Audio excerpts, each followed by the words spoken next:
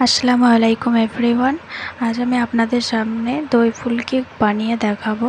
তো প্রথমে আমি একটি পাত্র নিয়ে নিয়েছি, সেখানে কিছুটা পরিমাণে বেসন নিয়ে নিয়েছি।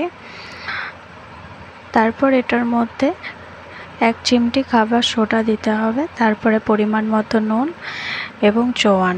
তারপর এটাকে আমি ফেটিয়ে একটা জায়গায় রেখে দেবো 10 মিনিটের জন্য। তারপরে একটি পাত্র নিয়ে নিয়েছি, সেখানে 500 গ্রাম ফুল ক্রিম টক দই নিয়ে নিয়েছি। লাগছে পরিমাণ মতো নুন। দইটাকে ভালোভাবে ফেটিয়ে নেব।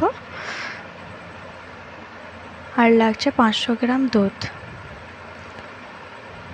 দুধটা দেওয়ার পর আমি ভালোভাবে ফেটিয়ে নেব। আবারও খুব ভালোভাবে ফেটিয়ে নিতে হবে। তারপরে আমি 4-5 কোয়া রসুন এবং 4টে শুকনো লঙ্কা মিক্সিতে বেটে এটার মধ্যে দিয়ে দেব।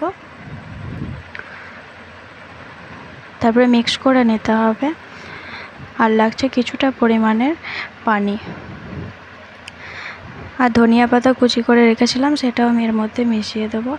তারপরে চুলায় আমি কড়াই বসিয়ে দিয়েছি। তেল গরম হয়ে গেলে আমি ফেটে রাখা সেই বেসন দিয়ে ফুলকিগুলো একটা একটা করে ছেঁকে নেব। অপেক্ষা করব ব্রাউন কালার আসা অবধি। ব্রাউন কালার হয়ে গেলে আমি এগুলো সব কটা তুলে নেব।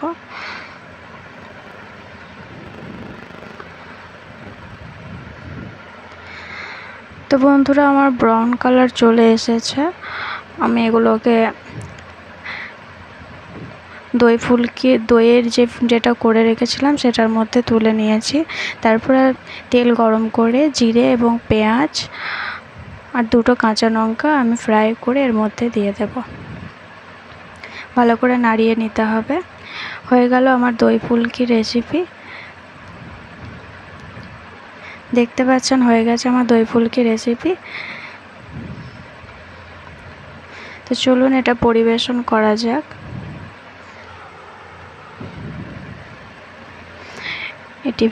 এটি খেতে ভীষণ একটি মজাদার রেসিপি।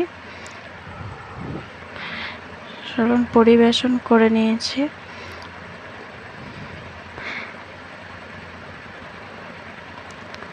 কেমন লাগছে বন্ধুরা অবশ্যই কমেন্ট করে জানাবেন এবং লাইক শেয়ার সাবস্ক্রাইব করে দেবেন। আমার চ্যানেলে যদি আপনি নতুন হয়ে থাকেন প্লিজ সাবস্ক্রাইব করে দেবেন। দেখুন কত সুন্দর লাগছে দেখতে।